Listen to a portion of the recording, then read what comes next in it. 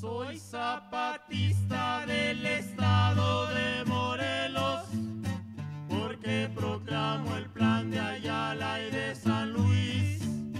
Si no le cumplen lo que al pueblo le ofrecieron, sobre las armas lo hemos de hacer cumplir.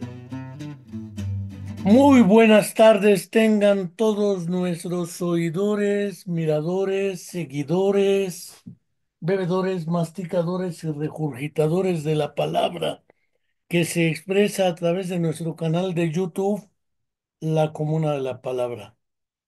Nuevamente, como cada semana hacemos, tenemos una charla dedicada a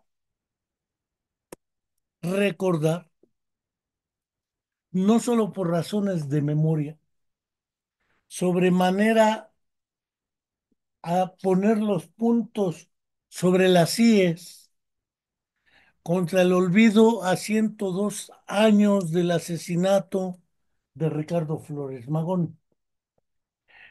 Tenemos perfectamente claro que Ricardo Flores Magón no solo era Ricardo Flores Magón, era Enrique Flores Magón, era probablemente Librado Rivera, si la memoria no me traiciona, Práxedis Guerrero y otros integrantes de lo que en ese tiempo era el Partido Liberal Mexicano, que según mi opinión no era como dicen algunos textos, por ejemplo, precursores intelectuales de la Revolución Mexicana, que le asignan el lugar de precursor, pero no propiamente de un estandarte en términos ideológicos y políticos.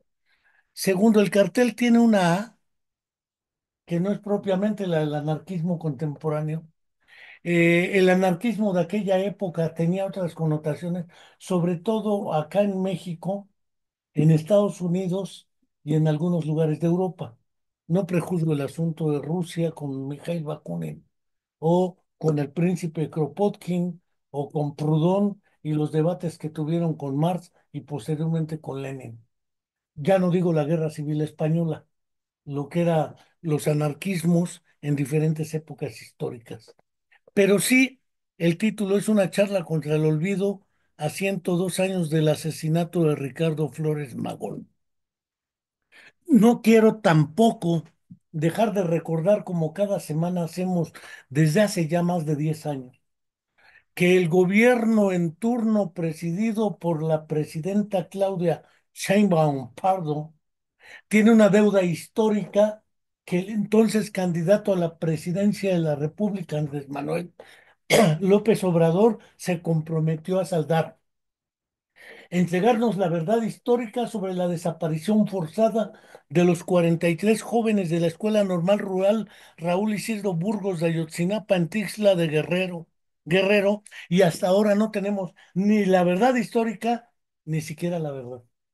No tenemos la justicia transicional, ni siquiera la certeza de qué pasó, quiénes participaron, grandes detenidos tampoco, es decir, puras promesas, como antaño.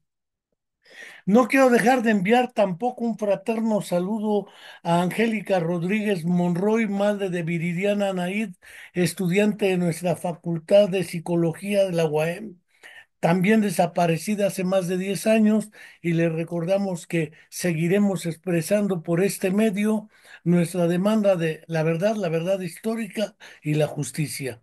No está sola Angélica, vaya un fraterno saludo. El día de ahora nos acompañan Rigoberto y Guillermo Hernández Chapa, ahí lo dejo nada más. A propósito, para hablar de este asunto, porque muy recientemente también en Radio Guaem tuvieron a bien invitar a la presentación de un libro sobre esta cuestión. Y más allá del libro, lo importante, según parece, es precisar algunas ideas que hoy se propalan como la verdad histórica sobre el inicio de la Revolución Mexicana. Un día 20 de noviembre de 1910, aunque en Puebla los hermanos Aquiles, Carmen y ahorita se me escapó el nombre, los hermanos Cerdán enfrentaron a tiros un previo encontronazo donde fallecieron en combate esta familia entera.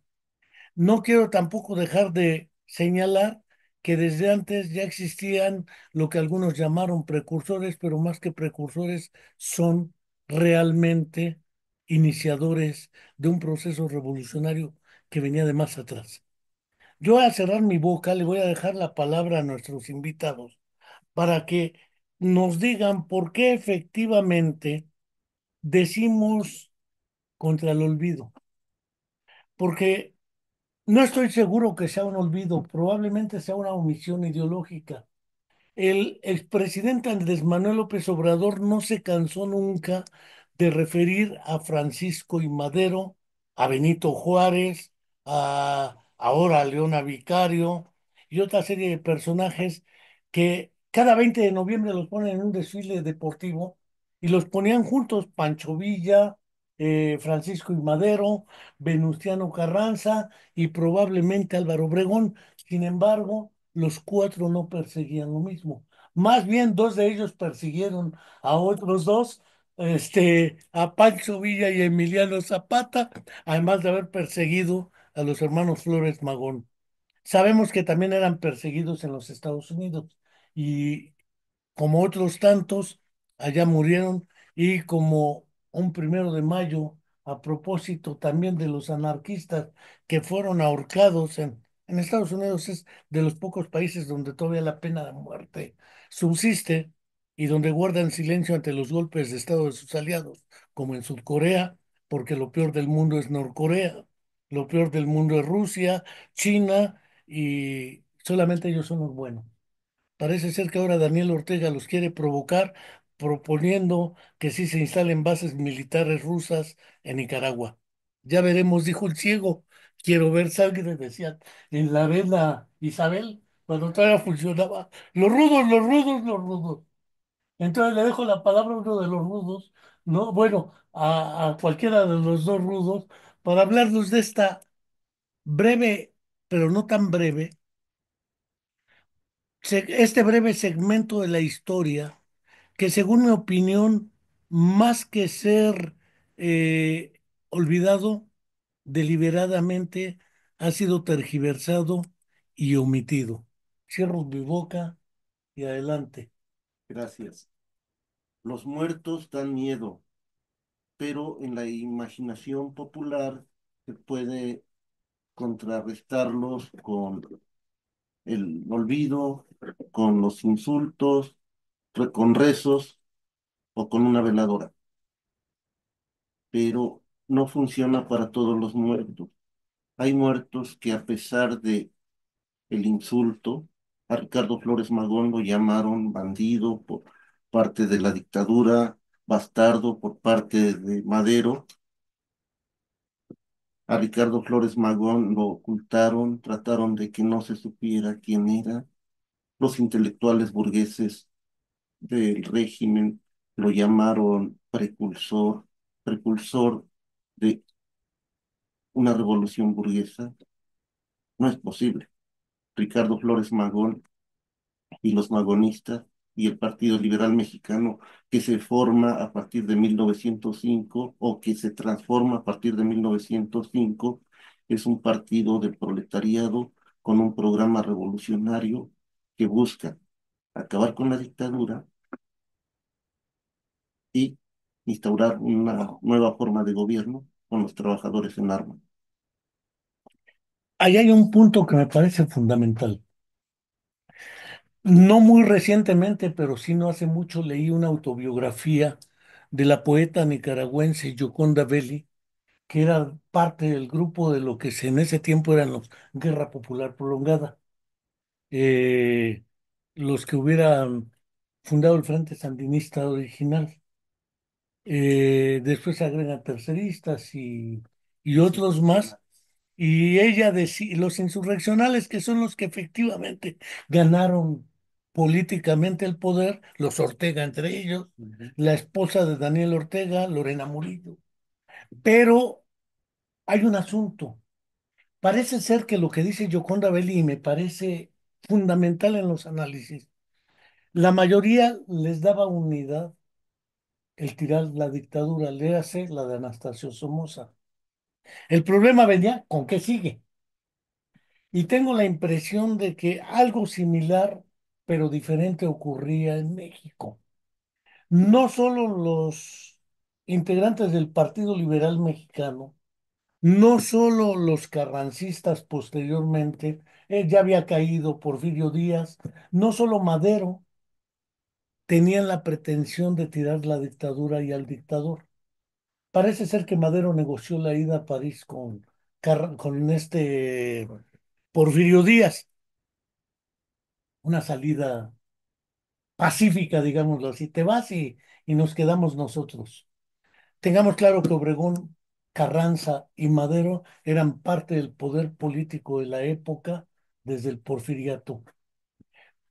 Acabar con las dictaduras indudablemente no era suficiente, ni en esa época ni ahora, porque el problema es que sigue. Y ahí es donde señalan que tenían un partido y un proyecto de recuperar otra forma de gobierno con, valga el proletariado, pero también México era un país terriblemente agrario, es decir, fundamentalmente agrario más que obrero. Sí había clase obrera, pero el grueso era campesinado. Eh, Esto generó otras polémicas ya en el siglo XX de si la pequeña burguesía son los campesinos, viejas discusiones que se dieron en varios lados. Pero en esa época histórica, ¿cuál era el planteamiento que tenían más allá de tirar a la dictadura y la caída de Porfirio Díaz en el sentido de lo que era un programa del Partido Liberal Mexicano? Porque sí había un proyecto de nación. Creo que hay que tratar de entender, tratar de ubicarnos en el contexto que se encontraba el país en ese momento en que aparecen incluso desde el nacimiento de Ricardo Flores Magón, justo como ahora, cuál es el contexto político, económico que hay en nuestra patria. Ahora que por un lado se empieza a reconocer desde hace pocos años la pluriculturalidad de México, ¿no? Y en ese sentido, la pluriculturalidad significa el reconocimiento de todos los que estamos en los territorios. Y sucede que cada uno de los que estamos en esos territorios tenemos las propias raíces y que cada quien valora sus propias raíces. Así, por ejemplo, los europeos que llegaron a estas tierras tienen sus propios héroes y les levantaron estatuas y les pusieron calles y avenidas, y mientras que para unos esos son los mayores asesinos de los pueblos originarios, para los europeos y sus descendientes siguen siendo sus héroes en las principales avenidas de algunas ciudades coloniales como Guadalajara o como Puebla o como aquí mismo en Cuernavaca, donde tenemos una colonia Lomas de Cortés y hasta hace poco teníamos una estatua a Hernán Cortés. Afortunadamente, para algunos, para uno de los sectores o partes importantes de los morelenses, hoy tenemos ahí una estatua dedicada a Cuauhtémoc, ¿no? Y es decir, en ese sentido, cuando nosotros hablamos del olvido de Ricardo Flores Magón, no estamos recurriendo a que el Estado recupere y reconozca o difunda la imagen de la imagen y la ideología y el planteamiento de Ricardo Flores Magón, porque nunca ha sido una figura y un ejemplo a seguir por el Estado, pero sí para los pueblos, y sí para las organizaciones, y sí para los que planteamos que la lucha todavía es posible y debe ser posible para buscar una nueva forma de ser.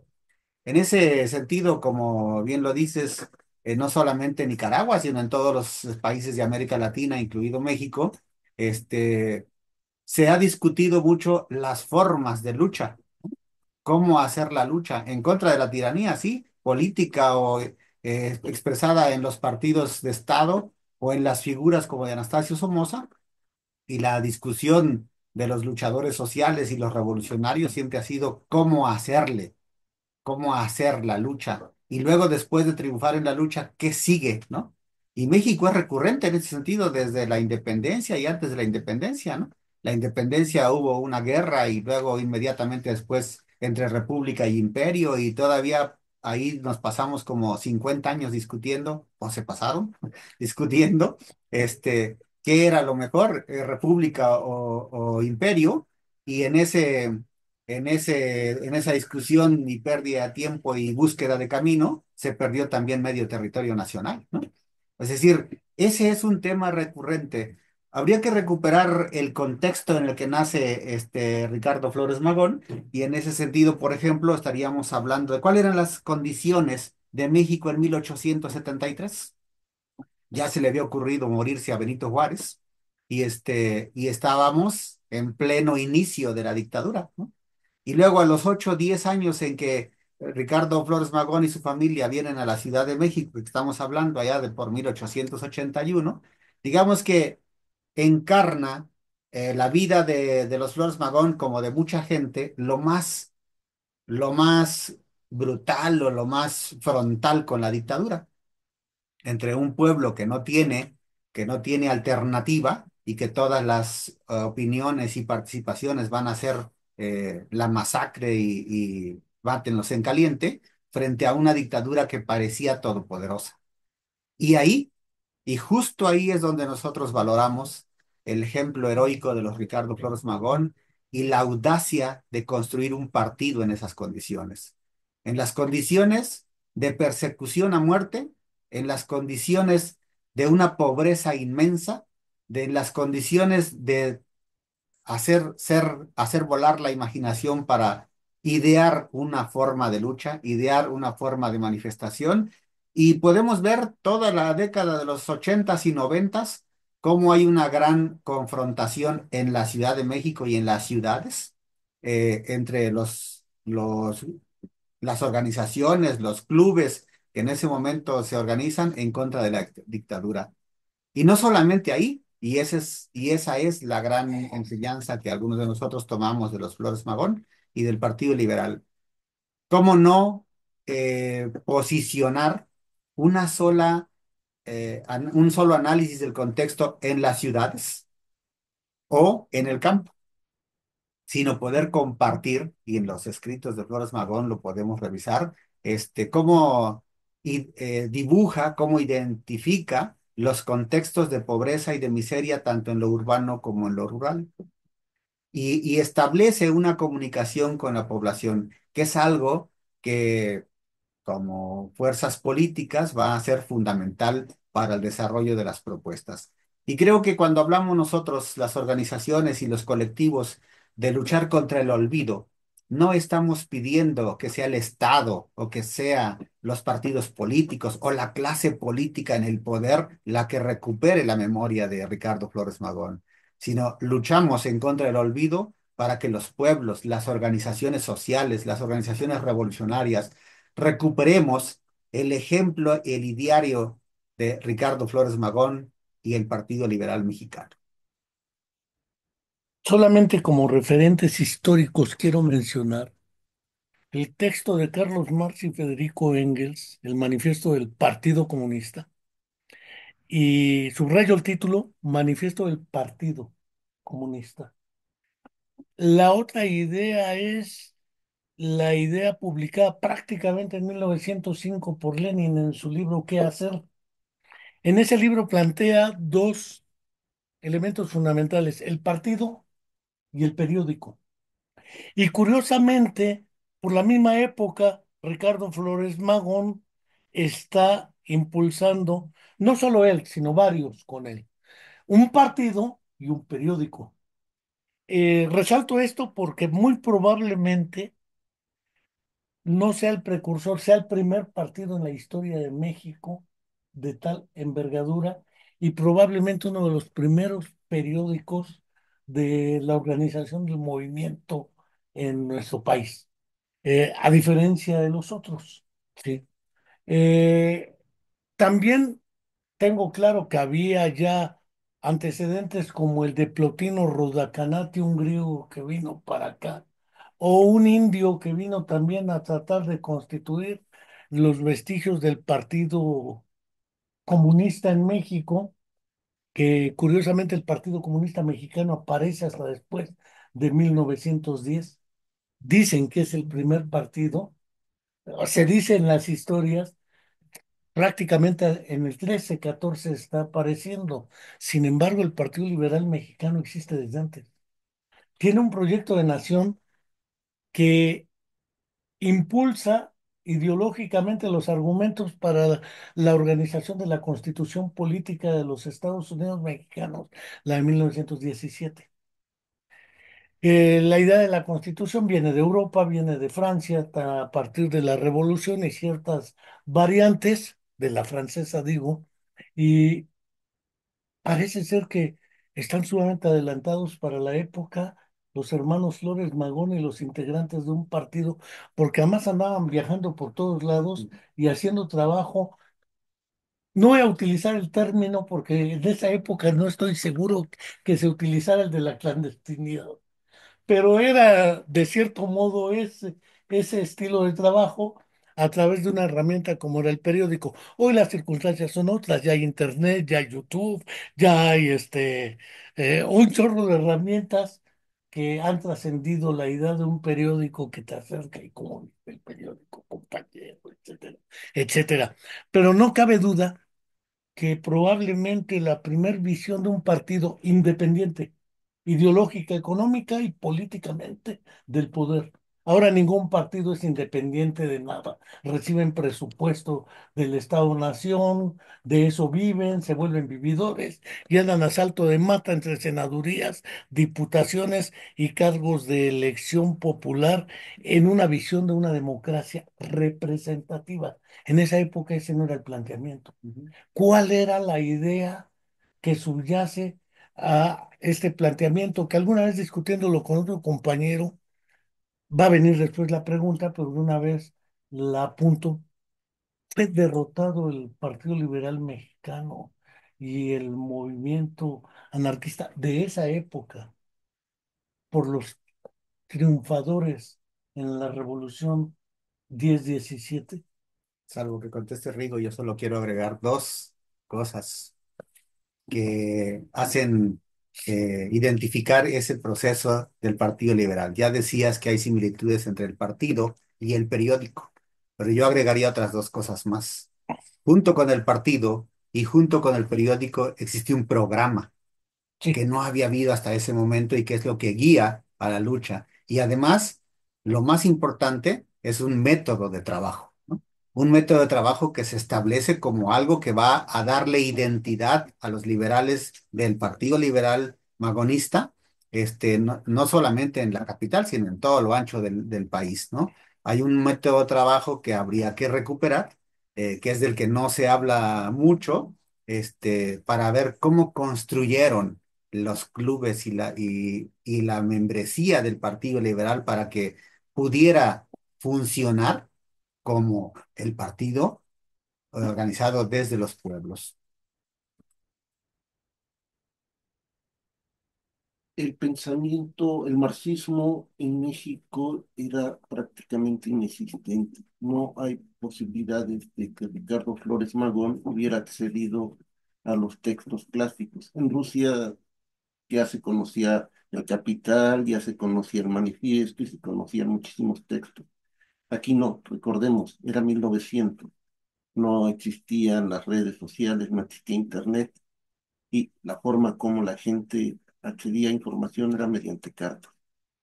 No, es muy difícil que Ricardo Flores Magón haya conocido el qué hacer y esa es la maravilla que señalaba, porque en el quehacer no es solamente la formación de un partido y un periódico, también se habla de las características de los militantes de este partido, es decir, los cuadros más preparados y con una serie de organizaciones clandestinas, estructuras clandestinas. Eso es lo que hace el Partido Liberal Mexicano también en México. Son también los cuadros más preparados, son también estructuras clandestinas que se van creando en todo el país.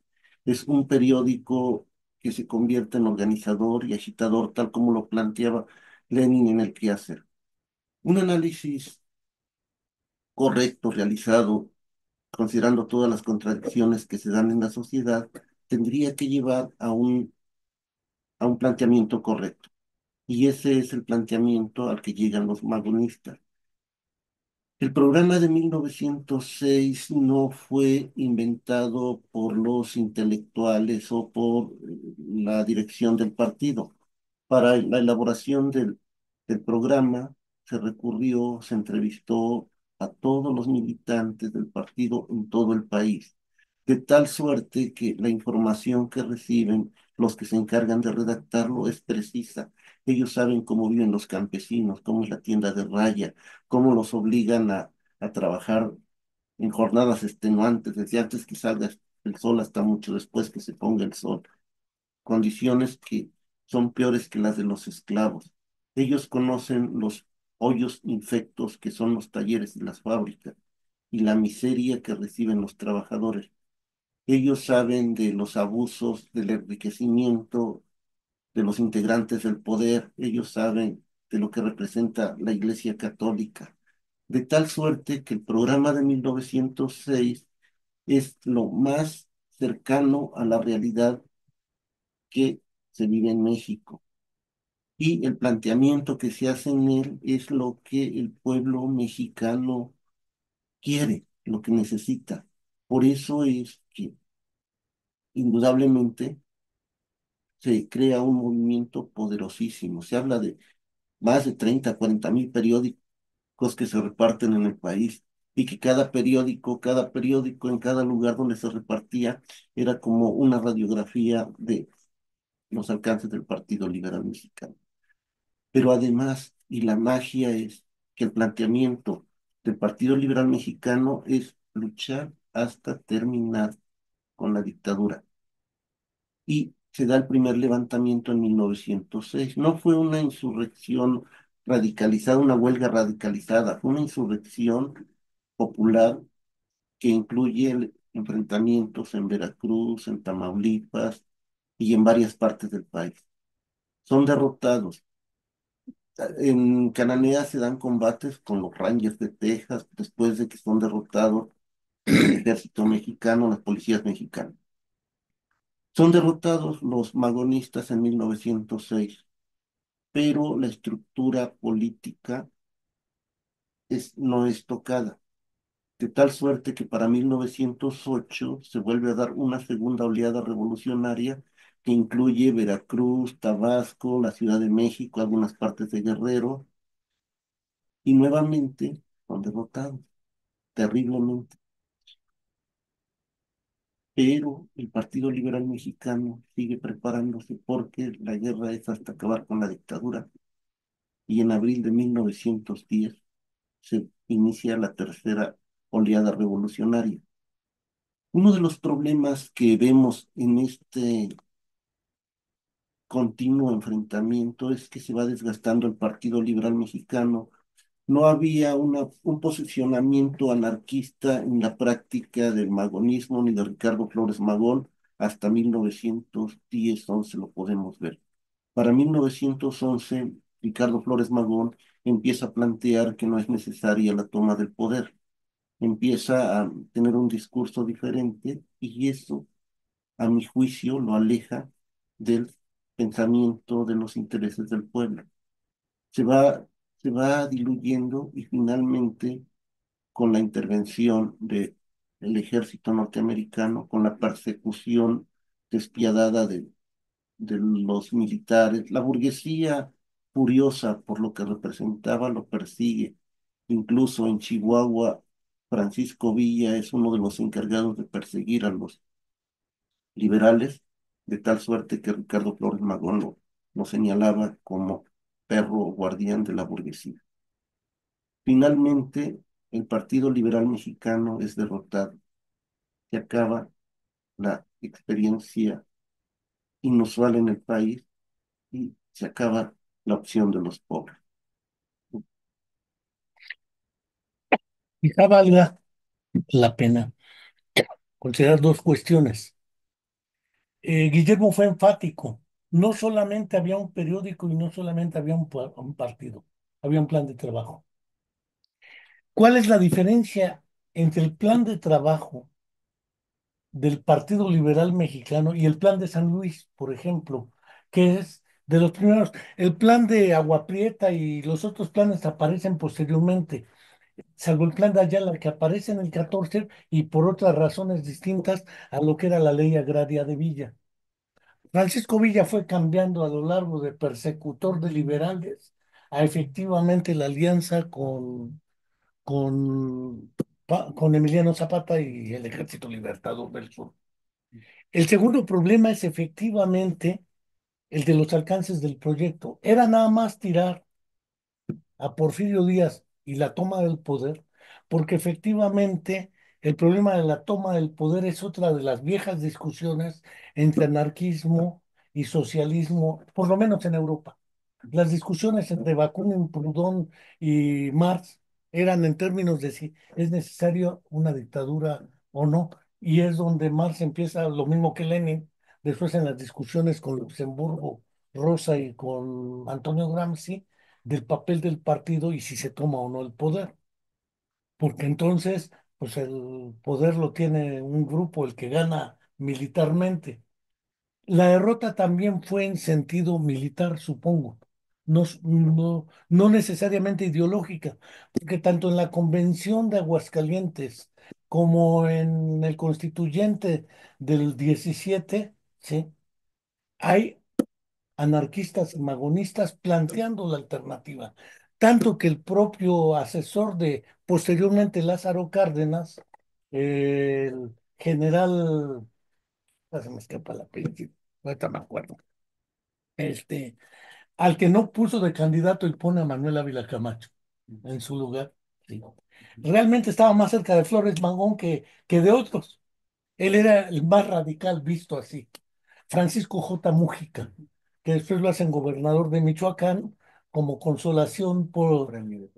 Pues sí, pero en el fondo, derrota militar no equivale a derrota ideológico-política, según mi opinión, porque objetivamente gran parte de los avances de la Constitución del 17 derivan de ese proyecto magonista y del Partido Liberal Mexicano.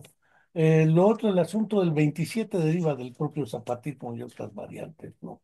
Pero ese asunto de la toma del poder y dos, el asunto de efectivamente si la derrota es en parte militar y sobre la dirección, pero no sobre las fuentes ideológicas, porque como dice e insiste Guillermo, no se le va a pedir al poder político contemporáneo que sea el que se encargue de recuperar esto. Es la misma población o la misma gente quien lo plantea y quien lo debe hacer. Eso significa que no ha muerto ideológicamente. El muerto que vos matáis, decía alguien, goza de cabal salud. No estoy seguro que hoy goce de cabal salud, porque los anarquismos contemporáneos, y lo digo en plural, no son necesariamente equivalentes por razones históricas de contexto ideológico, política, con el planteamiento de principios del siglo XX, ¿eh? 1910, 1925, que es prácticamente para toda América Latina una condición similar en lo general. Aunque la primera revolución, tengamos presente que en el 5 es cuando cae el zar y entra Kerensky. Ah, según mi opinión, Kerensky era lo más parecido a AMLO. Nada más que ni para eso sirvió AMLO, ni para Kerensky. Madero pues, no tuvo tiempo, lo liquidaron. Y Huerta como otros ahí quedaron. Pero en el fondo, hasta el 17 tiran a Kerensky. Y aquí la lucha armada no tiene ese final. Por eso John Reed se va mejor a escribir los 10 días que estremecieron al mundo en vez de seguir escribiendo México insurgente, que se va para allá y está enterrado allá curiosamente en el Kremlin. El único estadounidense enterrado en el Kremlin. Pero sí me parece importante esos dos deslindes. ¿Qué tipo de derrota es? Y dos, efectivamente, la cuestión de la toma del poder. porque si el Partido Liberal no aspiraba a la toma del poder, el plan de San Luis sí, y el plan de Agua Prieta también. Tanto que entre ellos todavía los caudillos estaban dando crán hasta que llega Plutarco y funda la primer transformación que es el PNR. La cuarta creo que es el Primor o Morena, pero es la cuarta. La primera fue el PNR y entre ellas el PRM y el PRI. Pero en el fondo, ¿de dónde sale la idea de la no derrota política aún y de la cuestión de la toma del poder? ¿Qué tan importante es? Porque esa es una diferencia fundamental con el pensamiento anarquista en lo general. Ujú. Creo que es interesante para quienes nos interesa la historia y para quienes nos interesa la participación social, tomar como un reto directo estas preguntas que haces, Enrique, en términos de la experiencia que tenemos ahora frente a los Flores Magón. Hay que recordar que la clase politiquera de México es una clase reconocida en el mundo como una de las mejores articuladoras de el adueñamiento o la apropiación de las demandas populares para seguir en el poder, ¿no? Y de las diplomacias, Dijera Vargas Llosa, la la dictadura dictadura perfecta. perfecta que se expresa en el mundo a través de la diplomacia, porque hay que hablar bien de México en cualquiera de las vertientes, ¿no? Y en ese sentido, quiero decir que justo por eso es interesante este reto de tomar en las manos la discusión de para dónde sigue el asunto, porque nos hemos cansado de repetir en las reuniones, en las escuelas de formación política, entre los partidos políticos, que quien no conoce su historia está condenado a repetirla. Pero da la casualidad, dijera Rulfo, que en México la hemos repetido cada 20 años, ¿no? Cada años, 30 años hacemos los ciclos y repetimos el mismo patrón, ¿no? Es decir, ¿qué es eso de la toma del poder o la construcción del poder? Si bien los Flores Magón plantean el partido, construyen el partido, establecen una metodología, establecen un programa de lucha, establecen el periódico, también ellos, dijera el amigo y compañero luchador indígena de Guerrero, no tenían por qué saberlo todo. Uno no tiene por qué saberlo todo si no lo construyes y lo reconstruyes a la luz de cada uno de los momentos que toca vivir. Y ahí es justamente el reto. Este, porque ya otro poeta dijo que es tan criminal el que no hace la guerra donde hay condiciones, como tan criminal es no hacerla, ¿cómo es? Es hacerla Es cuando hacerla cuando no las hay, ¿no? Es decir, llamar a la guerra cuando no hay las condiciones para eso. Pero justo en ese sentido es el asunto de la construcción. Yo podría decir que el Partido Liberal y los Flores Magón establecen el método, establecen el programa para una etapa que les tocaba vivir, ¿sí? Y en las nuevas condiciones, después de la insurrección masiva de los pueblos, y no de los dirigentes, y no de los clubes, de los pueblos, se encuentra uno inmensas experiencias locales, regionales, que retoman el ideario Flores Magonista y de ese planteamiento para ese momento, para construir el nuevo poder. Y una expresión de eso lo tenemos en la Comuna Morelense con las leyes zapatistas. Si bien el plan de Ayala es posterior a la derrota militar de los Flores Magón en 1911, el plan de Ayala se convierte en el ideario a seguir por los pueblos, no solamente por los ejércitos y no solamente por las organizaciones o los líderes, sino por los pueblos. Y aquí en la región podemos revisar las leyes zapatistas de 1912 a 1914-15, donde establece el papel de los pueblos y las comunidades para la guerra, para la comercialización, para la elección de autoridades, para las asambleas, para la moneda, ¿no? Es decir, el paisito morelense, de la comuna zapatista que trasciende al planteamiento zapatista propiamente, recupera ese esfuerzo de encontrar qué construimos después del movimiento. Y por ejemplo, es interesantísimo encontrar un informe de la Asamblea Comunitaria de Tochimilco, allá arriba de Hueyapan, ya del lado de Puebla, donde le informan al Ejército Libertador que ellos ya instalaron su escuela y que ya tienen sus maestros para poner a estudiar a toda su gente, porque eso fue lo que acordó el Ejército Liberal, el Ejército Libertador del Sur, como parte del ideario liberal, ¿no? Y ahí está el informe. Yo solo conozco Tochimilco, ese informe donde dicen, ya instalamos la escuela y estamos dando clases, cara, ¿no? Y sucede que en los inmensos talleres que hemos hecho en algunas comunidades, por ejemplo, en Cuautla, donde hicimos varios talleres que llamamos Escuelita del Agua, llegó una comunidad de Ocuituco y nos dijo, hoy Conagua nos está diciendo que tenemos que tener una concesión para nuestro pozo de agua. Y nosotros venimos a verlos a ustedes para preguntarles si sí es cierto, si tenemos que ir a Conagua y pagar nuestra concesión o qué le hacemos. Y nosotros les decíamos, bueno, ¿y quién tiene el agua? No, pues la tiene la comunidad. Y es que la revolución nos la entregó.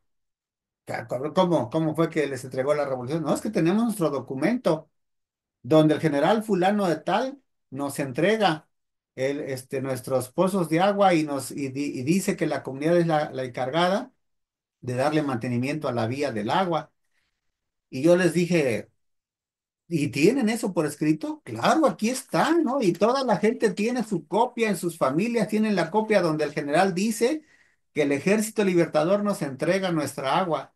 Y además hay un párrafo interesante que dice, y quien esté en contra será pasado por las armas, ¿no? Dije, ese es un documento bellísimo, ¿no?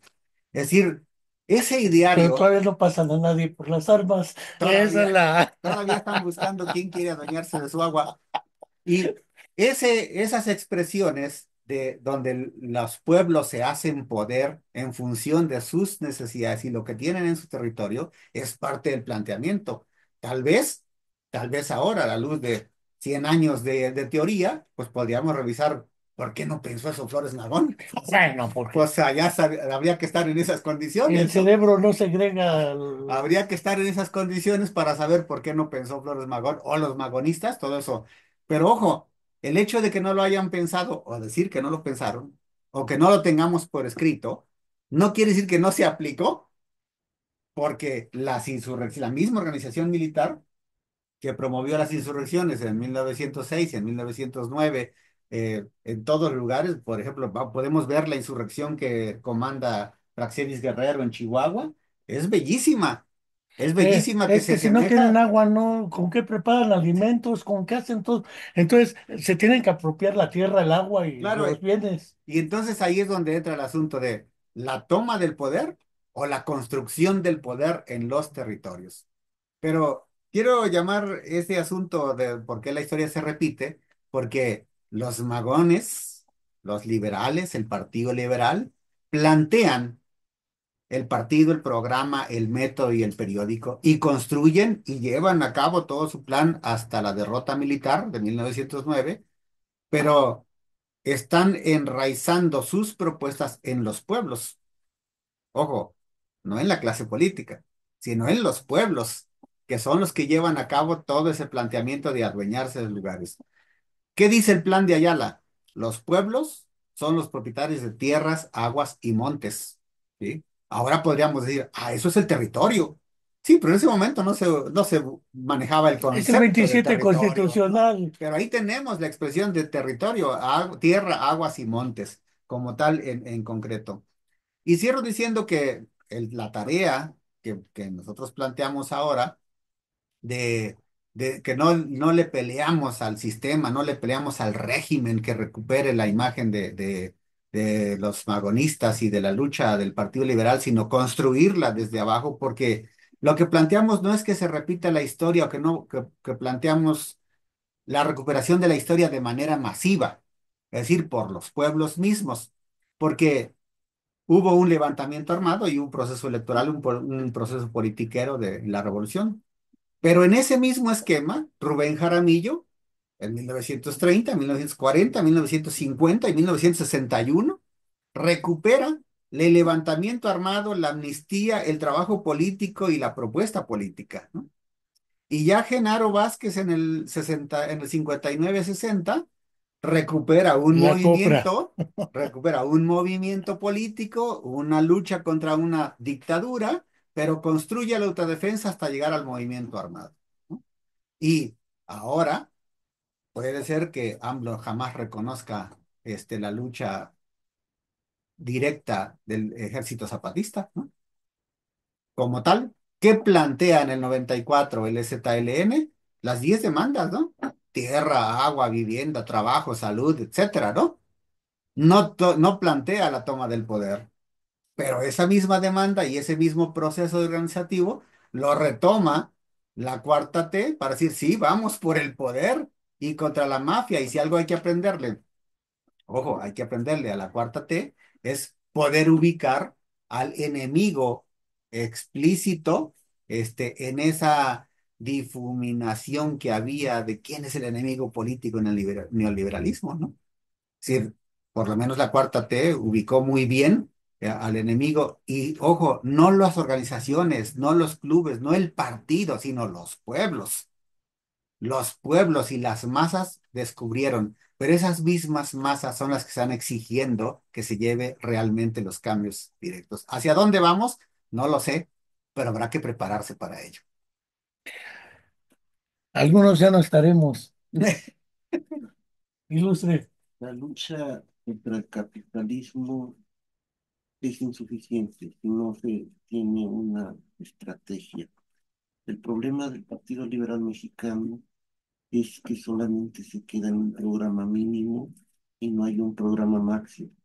Sí se plantean la toma del poder en 1906, sí se plantean establecer una forma diferente de gobierno y fundamentalmente lo plantean ellos como el pueblo en armas defendiendo la revolución, es la lucha contra la burguesía, es la lucha contra la explotación, contra los abusos.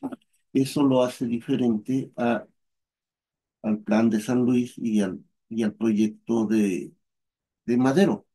Madero es el representante de una fracción de la burguesía que dirime sus contradicciones echando balas, una fracción de la burguesía que no tiene acceso al poder, a las esferas a la participación política y buscan solucionar eso mediante las armas. Y el resultado, pues es claro y se ve. ¿Qué, qué importancia tiene la revolución que inicia Madero? El 20 de noviembre de 1910 a las 6 de la tarde convoca a levantarse en armas el pueblo. Su compadre le asegura que le va a llevar 400 hombres para empezar Que la ni le llega, batalla y llega con 10. ni le llega. Madero, decepcionado, se regresa y se pone a estudiar, se pone a vivir tranquilo, mientras en el país se siguen organizando los antireeleccionistas para hacer una revolución, mientras que el Partido Liberal la estaba haciendo ya. Y había combates y tomaron Mexicali y tomaron ciudades muy importantes. El único triunfo que presentan como un logro excepcional de Madero es la toma de Ciudad Juárez. Y eso obliga a la dictadura a rendirse, a negociar, a entregarle el poder a Madero antes que fuera a pasar algo diferente. Ellos lo sabían, tenían miedo. El Partido Liberal Mexicano fue derrotado militarmente, pero también hay una derrota, bueno, no es una derrota propiamente, pero no es el mismo Ricardo Flores Magón de 1906 que el de 1911. El pensamiento ha cambiado, decía yo, la influencia del anarquismo se hace más patente y eso lo aleja del pueblo. Esa es una derrota. El retomar la jornada de 8 horas y las prestaciones laborales que se tienen en el 123 o o lo del artículo 27 y la defensa de la tierra, más que concesiones a la lucha de los revolucionarios que dieron su vida por ello, es una forma de pacificar, de decirles, bueno, ya ganamos, vean, por lo que pelearon, aquí lo tienen. Son concesiones que hace la burguesía para controlar el país, concesiones que a final de cuentas no respetan cada que puede o reforman la Constitución o simplemente no hacen caso. Imagino qué pasa en la mente de los nuevos gobernantes provenientes de la 4T cuando afirman que están cambiando todo, que están creando una nueva forma de pensar el humanismo mexicano. El humanismo mexicano viene a sustituir a la lucha de clases en su lógica de ellos, cuando dicen que están cambiando el país y que ahora el pueblo gobierna y que la mañanera es del pueblo y todo eso, me acuerdo de las frases de Ricardo Flores Magón contundentes. Cito de memoria aquello que dice, si alguien te dice que va a tomar el poder en tu nombre para reivindicarte, cortarle la cabeza.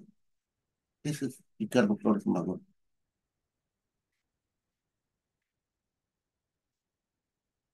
Entonces, como vemos, es una parte de la historia, según mi opinión, omitida más que olvidada. Omitida, no sé si explícita y deliberadamente para que se olvide y no se perciba. Sin embargo, es omitida deliberadamente, porque baste la famosa cita de el filósofo español Santayana, que es a la que recurre Guillermo. El que no conoce la historia está condenado a repetirla. En realidad, la expresión es quien no recuerda la historia. Está escrito en hebreo y en alemán en Auschwitz, a propósito del nazismo y su impacto, particularmente más en Europa que acá. La guerra fue allá, las dos guerras fueron allá, y parece que no aprende la comunidad europea porque quieren seguir teniendo guerras allá, este, allá ellos. Pero en el fondo, el problema, y lo discutía con el doctor Carlos Barreto, a propósito de historia para qué, que es el problema que nos planteamos también aquí. Contra el olvido a 102 años de la muerte de Ricardo Flores Magón, que no es otra cosa más que historia para qué. ¿Qué sentido tiene la historia? ¿Por qué recuperarla en estas fechas? En realidad fue 20 de noviembre, según algunos, aunque era antes, pero fuera de ello, eh, la trascendencia de recuperar estos eventos para poder reflexionar hacia adelante, porque hacia atrás no hay mucha vuelta de hoja, no hay mucho que hacerle. Lo hecho o lo caído, caído, dijera alguien, haya sido como haya sido, creo que dicen que lo dijo el comandante Borola, haya sido como haya sido, pero el problema es no hacia atrás, sino cómo ir teniendo un horizonte. Y tengo la impresión de que el programa del Partido Liberal Mexicano era un horizonte para una época histórica. Probablemente ellos no vislumbraran que era parte de una etapa y después venían más, porque los tiempos en ese momento eran vertiginosos y cambian las circunstancias de un momento a otro, sobre todo en fases de confrontación abierta y de tensión de fuerzas ya directamente y su confrontación. El punto es, ¿para qué esta historia? Sobre todo porque presentaron un libro, que no sé quién sea el autor, pero algo podemos hablar del libro también para que quienes quieran lo busquen, ¿no? Para tratar de recuperar esta historia a 102 años, pero no recuperarla como un hecho casi nostálgico de todo tiempo pasado fue mejor, sino como un referente histórico para ir reflexionando acerca de un futuro posible o deseable. Creo que en ese sentido es interesante también la forma en que proyectamos las propuestas y que proyectamos las preguntas. Hace rato decía yo que quién sabe qué viene en los próximos años, que habrá que prepararse para ello. Y nuestro buen amigo Enrique dijo, yo ya no estaré o no estaremos todos, ¿no? Pero seguramente habrá comuna de la palabra. Ah, eso sí. Habrá comuna de la palabra porque la comuna de la palabra trasciende a Enrique ahora, ¿no? Y en ese sentido es como nosotros recuperamos el asunto de la historia, no como algo que tenemos que dar a conocer como parte importante, como una efeméride o como un lugar o como un actor, sino recuperamos la proyección de lo que se hace en las comunidades y en los colectivos, porque eso no es letra muerta para nosotros. Así como no es letra muerta el ejemplo de los Flores Magón y del Partido Liberal, que tan no es una derrota política e ideológica, es que a 100 años estamos hablando de ellos, ¿no? Aquí en la comuna de la Aquí en palabra la comuna de la y hoy. palabra. A 100 años que quién sabe quién estaban, quién sabe quiénes estén de esa gesta heroica, pero aquí estamos hablando los que no estábamos en esa época, ¿no? Y lo que nos interesa en el asunto es cómo recuperamos la vivencia histórica que los pueblos, las comunidades, las colonias populares desarrollan a partir de esas enseñanzas. Para nosotros, el jaramillismo trasciende a Rubén Jaramillo. Para nosotros, la lucha cívica trasciende a Genaro. La lucha del Partido de los Pobres trasciende a la figura de Lucio, que hace 2 días fue el aniversario de su asesinato, ¿no? De la caída en combate de Lucio, ¿no? La lucha de los pueblos y las comunidades trasciende a la figura de Samir Flores, a pesar de que después de 6 años, de 5 años y cacho, no tenemos una sola palabra de justicia para el compañero. Pero nosotros no solo vivimos de los recuerdos, si son nuestra guía, pero no son los recuerdos los que nos alimentan, sino el trabajo de todos los días de los pueblos y las comunidades en esa búsqueda de esa patria nueva, de esa patria mejor, que no se desarrolla solo en Palacio Nacional, no se desarrolla en las grandes ciudades, se desarrolla en ese cachito de territorio que cada uno de nosotros pisa. Y es ahí donde queremos seguir construyendo esta esperanza de nuestros pueblos. Hasta me emocioné, fíjate, porque Gracias. Yo también. hasta todos nos emocionamos. ¿Qué más podríamos decir? Bueno, efectivamente, esta charla con intención de recuperar la memoria, de no dejar que se pierda, tiene también la intención de que sirva para las tareas futuras, para entender que ellos, en condiciones muy difíciles, lograron iniciar una revolución con el pueblo mayoritariamente analfabeta. Imagino la escena en el campo o en la fábrica, todos alrededor del único que sabe leer, leyéndoles extractos de regeneración. Eso debe ser maravilloso.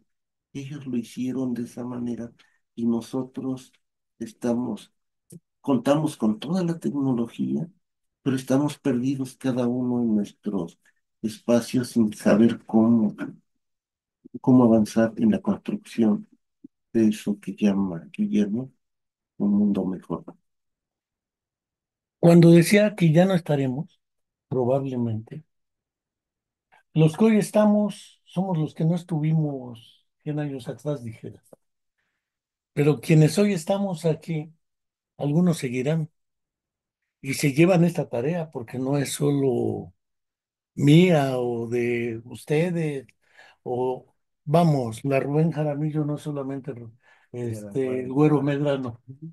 Eso está claro, no son las personas, no es Enrique o Ricardo Flores Magón o José Guadalupe Posada pintando y haciendo esquemas o Alejandro Aranda, que por ahí Mm. tenemos trabajos de él que ya le hicimos un buen homenaje porque nadie los reconoce, pero su papel en esta historia es importante.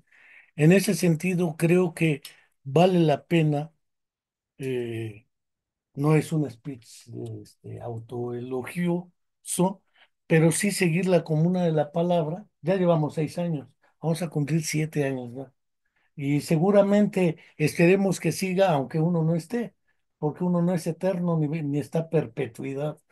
Pero los proyectos siguen cuando son legítimos y cuando representan los intereses colectivos y comunitarios.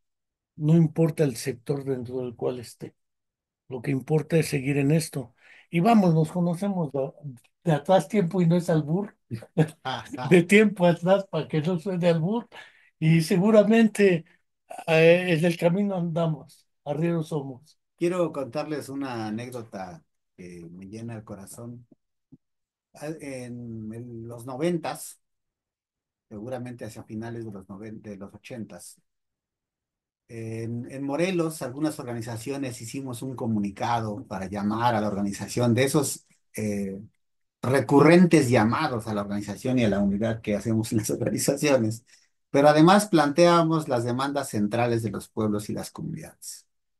Y entonces me ocurrió que venía un compañero, pasó un compañero por Morelos, un amigo que es de Veracruz, y se me ocurrió darle uno de esos volantes. Le digo, pues llévatelo, mira, aquí estamos leyendo esto, llévatelo a ver si lo leen por allá con los amigos, la familia, ¿no? Y 15 años después, un muchacho que llegaba por acá me dijo, ¿dónde es? No sé qué lugar, me preguntó, de Morelos. Y le dije, ¿por qué? Dices que cuando yo era niño, llegó mi tío con un papel que decía varias cosas de la lucha de los pueblos y había subrayado con un lápiz algunos párrafos y nos juntó como a 20 niños y nos puso a hacer planas en nuestro cuaderno de ese volante y nos dijo que hiciéramos 4 cada uno de nosotros para que se los lleváramos a otras gentes en nuestra comunidad. Dice, y yo me acuerdo de ese volante porque a mí me tocó hacer mis 4 planas a mano para que otros leyeran. ¿A qué voy? En ese sentido, cada quien busca la manera de hacer extensiva la palabra con lo que tiene a la mano y la necesidad que tiene de comunicar. Qué bueno que hay comuna de la palabra y qué bueno que haya por los otros 100 años, ¿no? Y seguramente en 10 o 15 o 20 años encontraremos otros medios, además de la comuna de la palabra, para difundir las ideas. Pero justo en ese sentido es donde queremos invitar a la gente de las colonias, a la gente de los pueblos, a que no dejemos morir no solamente la memoria de nuestros luchadores sociales, sino el ejemplo y lo que planteaban para construir en la vida diaria. Así como ahora nosotros recuperamos a Flores Magón, a Ricardo Flores Magón, y no somos los únicos, y no somos los únicos que pensamos que debe rescatarse seguramente, habrá muchos otros y ojalá existan. Pues también hay muchos compañeros luchadores sociales en las comunidades y en las colonias que han puesto no solamente sus ideas, sino su vida, ¿no? Como el caso de los del Oriente, Vin Flores Laureano, Nabor, Benedicto, pero también los profesores como Pablo Ramírez Lobate en Yautepec, ¿no? O el compañero Aarón de Mesa en Tepoztlán, ¿no? Que están olvidados, ¿no? Porque había o hubo una época en que no se podía hablar de ciertas O cosas. Misael Núñez O Acosta, Misael Núñez Acosta. y podemos hacer Habrá que una lista recuperar cada interminable. uno de los pueblos a sus propios héroes y mártires y a sus propias enseñanzas para que las nuevas generaciones jamás se olviden que en este país la política y las propuestas no solo vienen de Palacio Nacional. Pues no me queda a mí más que agradecerles su tiempo, sus palabras, su experiencia, sus convicciones, porque cuando pensábamos después de que se acabó la Universidad de Debate, ¿qué nombre le ponemos a este programa? Habíamos pensado un poco en la Comuna de París, pero la única opción era recuperar la Comuna y no de París. Tampoco tenemos Torre Infiel. Exactamente. Entonces, como no había de otra, era llegamos a pensarla como una zapatista, pero era en esa época también todavía la presencia del ZLN y era por Morelos, la comuna de Morelos. Finalmente quedó como la comuna de la palabra porque la palabra nos permite trascender al hablante. La palabra está ahí y ella puede servirnos como herramienta, sea hablada o escrita, aquí es hablada y es visto los hablantes. Aunque no os guste echar rostro, siempre es importante saber quién habla, porque no porque busquemos héroes o mártires, sino porque el compromiso de la palabra es también ley. Y la palabra que se empeña se muestra con todo el rostro. Por ello es que aquí están echando rostro, que no les gusta echar rostro. Muchas gracias. Seguimos invitando a suscribirse a nuestro canal de YouTube, La Comuna de la Palabra. Es sin fines de lucro.